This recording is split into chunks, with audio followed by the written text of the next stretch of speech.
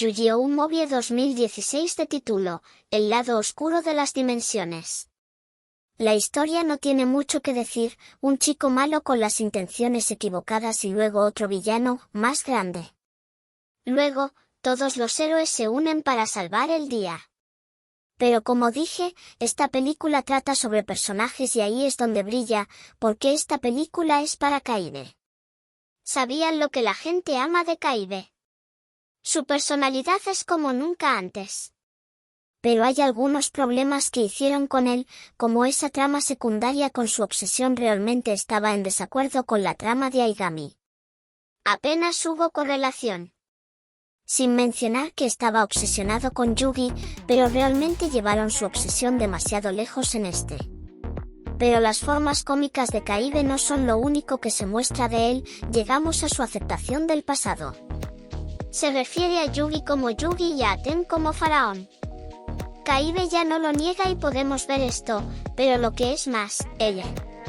Su pasión por derrotar a su rival es tan grande que inventa los sistemas holográficos más avanzados del mundo y, más tarde, rompe la barrera entre dimensiones. Kaibe está teniendo una lucha, porque mientras todos los demás aceptan su pérdida, Kaibe es el único personaje que se ha negado por completo a darse por vencido con alguien. Él es la fuerza impulsora de esta película, organiza toda la trama y demuestra que es más que capaz de aplastar a cualquiera que se cruce en su camino, incluso si posee magia. Del otro lado tenemos a Yugi. Después de separarse del faraón y haber crecido un poco, siente que le falta una parte de él, pero ha decidido seguir adelante. Yugi simplemente está aquí dentro de esta película. Está aquí para que Aten tenga un solo segundo de atención. Aten aparece y de la manera más gloriosa. Evolucionaron perfectamente el estilo sin dejar de mantenerlo nostálgico. Y el uso magistral de los modelos CG fue perfecto para muchos de los diseños mecánicos. Los duelos son rápidos y no dan la naturaleza intensa o el efecto dramático de los duelos de la serie o Pyramid of Light. Porque esta no es una película de duelo, es una presentación de personajes. Y como dije antes. Entonces, si quieres un duelo nostálgico, obtendrás los monstruos, pero no las tácticas ni la exhibición de sentimientos. Porque la mayor parte de la película se dedica a mostrar dónde están ahora los personajes y qué están haciendo. Pero sobre todo Kaibe. Para los villanos y personajes secundarios, literalmente se puede resumir. Los poderes de la amistad se van, chico malo al azar que sale de la nada y está completamente encajado, historia de fondo triste para esas agendas villanas, un montón de clichés. También es bueno ver el nombre de Takahiro Kagemi como diseñador de personajes. Fue el mejor animador de la serie original y su estilo se ha convertido en un elemento básico de Yu-Gi-Oh! En primer lugar, empezó bastante bien, con la reintroducción de los personajes y lo que estaban haciendo después de todo el tiempo. Me gustó especialmente cómo enmarcaron la historia con el sueño de Ansu de ir a Nueva York.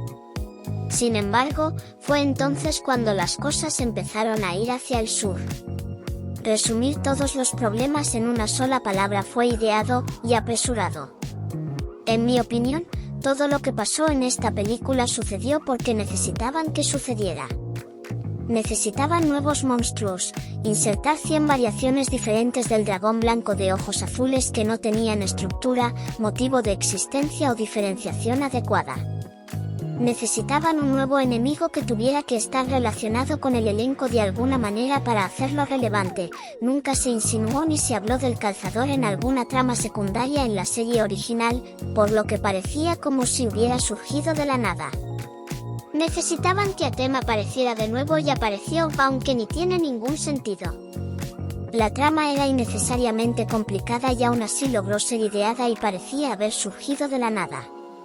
En serio, podría haber sido cualquier otra cosa y estar mucho mejor explicado y comprensible. Aunque debo admitir que habría sido una historia bastante convincente en sí misma si se hubieran tomado el tiempo para ampliarla. El final fue solo un spam monstruoso que se volvió aburrido después del número 100, aquí hay un monstruo más poderoso que el tuyo. Tenían una cuota de monstruos para impulsar y no había manera de que pudieran dedicar 30 minutos a construir un solo monstruo. ¿Por qué algunos monstruos como el mago negro y la chica maga negra están en animación celular simulada 2D normal, mientras que muchos de los otros monstruos se renderizaron en 3D CG en serio? Ya es bastante horrendo que usaran CG, pero si hubieran hecho todos los monstruos CG, al menos habría tenido sentido. Ya sabes, crear una desconexión entre lo real y lo virtual. Pero no fue así. Me alegro a ver a Ansu cumpliendo su sueño.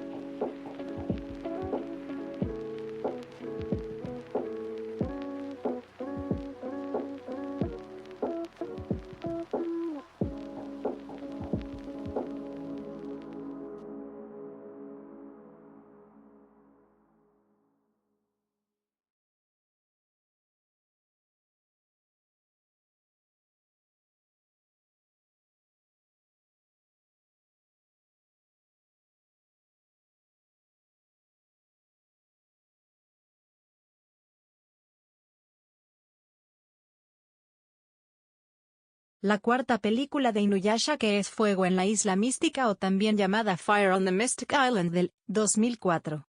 Lo que me decepcionó es lo absurdo que es. No recuerdo que Inuyasha tuviera una cicatriz, ni tampoco Sesomaru. Se acaba de agregar a esto para que puedan hacer esta película que no vale nada. No hay razón para ver esto, ya que es solo una película de relleno.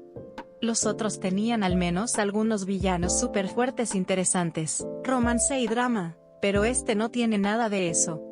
Los villanos son débiles. Todo el propósito de esta película, que es eliminar la cicatriz, simplemente se nos presenta sin ningún motivo. Si en la serie se dijo que tiene una cicatriz pero nunca se explicó por qué o cómo se la hizo, podría incluso mentir que se la hizo en una pelea al azar o cuando era más joven o algo así, pero así sin mencionarlo. De antemano es simplemente una tontería enviada al azar. Fue mucho más divertida que la tercera película y, de hecho, es bastante interesante. Hay otros medio demonios involucrados en la trama, lo que lo hace más intrigante, y todos pueden hacer algo, incluso Shippo. Las escenas de lucha son, lamentablemente, bastante aburridas. La pelea más interesante fue la primera pelea al principio entre el grupo de Inuyasha y Gora, que es el demonio tortuga, y luego la pelea más tarde entre Sango, Miroku y Gora. La batalla final repite el trabajo en equipo entre Kagome e Inuyasha de la primera película, no tiene el mismo impacto. También hay una inconsistencia en la batalla final, donde Inuyasha usa Bakuryua, pero no hay una fuente visible de Yoki que esté contrarrestando. Las mediocres escenas de batalla de la película no la deprimen demasiado, ya que la atención se centra en los niños y su difícil situación en la isla, así como en cómo superan sus miedos. Por supuesto, hubiera sido mejor ver mejores escenas de lucha. Otra inconstancia en la película ocurre cuando los niños están cerca de un caldero de sacrificio, y una horda de insectos venenosos comienza a acercarse a ellos. Miroku abre el kazana, pero le dicen que lo cierre porque las criaturas son venenosas. Por lo que he visto y recuerdo en la serie, el único insecto venenoso que realmente puede afectar a los kazanas son las abejas. Miroku también tiene una tolerancia muy alta a la succión de mismas y toxinas, y nunca ha tenido ningún otro problema, excepto durante parte del acto final, al aspirar ningún yokai venenoso. El siguiente problema es más bien una inconsistencia en la propia película, con la pelea con Gora al principio. Todo el mundo declara que Gora está muerta, pero cuando llega el clímax y los dioses de la guerra recuperan sus poderes, de alguna manera revive al yokai. No hay ninguna espada especial ni fragmentos de Shikon involucrados, por lo que aunque el cristal de poder de Gora fue liberado, si realmente estaba muerto, debería haber permanecido muerto. Inuyasha 2 El castillo de los sueños en el espejo de Castle Beyond the Looking Glass. Fue una gran mejora con respecto a Inuyasha, Effects Touching Across Time. A comparación de la película 1, hubo una mejora en la fluidez de la animación, la historia y el ritmo es una indicación de cómo se desempeñarán el resto de las películas. La película comienza con el supuesto asesinato de Nereku y luego presenta a un nuevo enemigo, Kagabe, quien usó a los ayudantes de Nereku, Kanna y Kagura, para liberarse de su prisión de 1000 años. Su venida significará una oscuridad eterna. Se supone que es la Tenmyo de la vieja leyenda del ángel que perdió su túnica de plumas y no pudo regresar a su hogar en el cielo. Inuyasha y la pandilla se ven envueltos en todo esto cuando Kagura y Kanna aparecen para robar una parte de la túnica de la rata de fuego que usa Inuyasha. Inuyasha y la pandilla también conocen a un antepasado de Hu-Hou-kun, que posee la túnica de Tenmyo que Kagabe desea. Se dan cuenta de lo que está pasando y deciden evitar que Kagabe sea desatada. La trama básica es sólida, pero la película sufre un poco por involucrar a demasiados de los personajes secundarios de Inuyasha. Las escenas de Kikyo son completamente innecesarias, lo único que logran es recordarnos que ella es rara. La historia de Kehaku era un poco inverosímil, pero dado su desarrollo final, pasa por accesible. En este punto, estoy agradecido de que no intentaran meter a Sesshomaru en la historia también. A pesar de sus defectos, es excelente. Tiene el buen humor de Y, los personajes se sienten profundos y reales y la relación Kagome e Inuyasha es más cálida que nunca. La antagonista es algo superficial y decidido, pero lo compensa con estilo.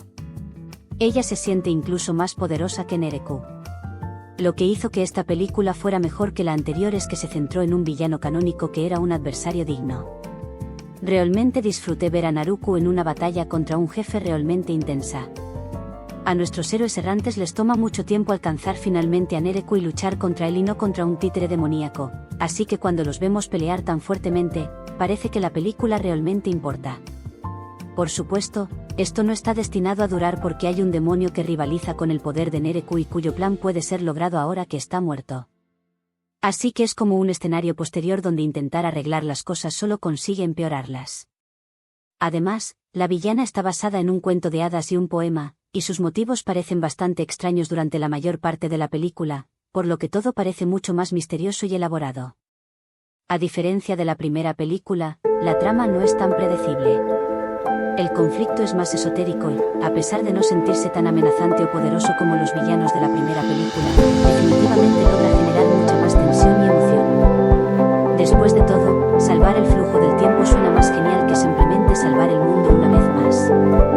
Además, me gustó cómo fue necesario el esfuerzo de todos para debilitar al villano en lugar de centrarse únicamente en el protagonista y su espada mortal como de costumbre. Combinado todo eso con valores de producción mucho mejores que los de la serie de televisión, obtuviste una misión de relleno muy interesante. Miroku y Sango brillaron mucho, eran un gran equipo y me alegró aprender más sobre su historia de fondo y sus demonios internos. El programa obliga a que sus historias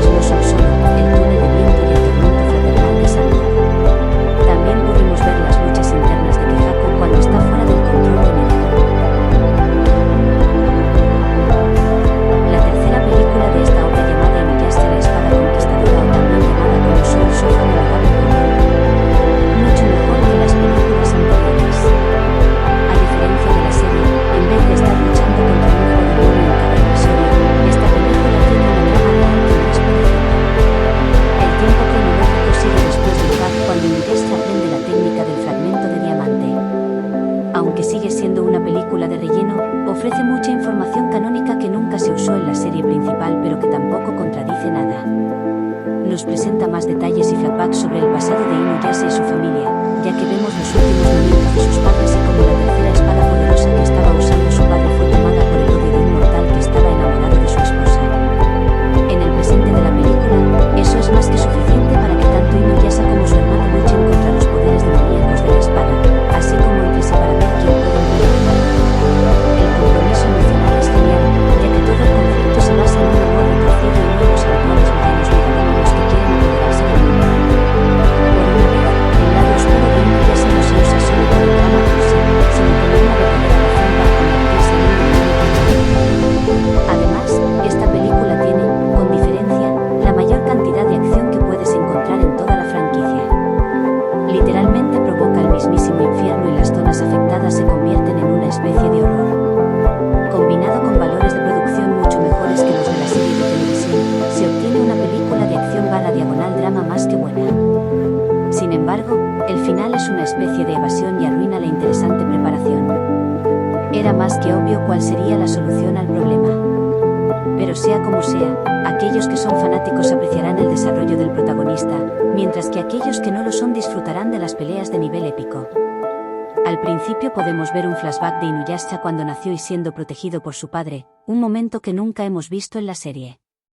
A Inuyasha agarrando la vieja espada de su padre llamada Saunga, en realidad una espada bastarda que solo busca sangre y destrucción, y la espada lo posee. Contiene mucho sobre el pasado de Inuyasha y Sesshomaru. También podemos ver cómo era su padre, que es algo que no se ve en absoluto en el anime. Cada fragmento de su pasado fue retratado de una manera que se vinculó muy bien con la serie de anime, casi te hace creer que es canon. La historia es muy buena y la acción es increíble. Especialmente los ataques provenientes de la espada del padre de Inuyasha. Inuyasha lucha tan duro contra la espada para no lastimar a los humanos o a sus amigos, lo que realmente muestra. Sabemos por experiencias anteriores que Inuyasha puede ser un verdadero imbécil a veces para la gente en general, pero esta película de alguna manera muestra un lado de Inuyasha que no siempre vemos. En lugar de una lucha por los fragmentos de joyas, se convierte en una lucha entre Inuyasha, su hermano y el poder de su padre.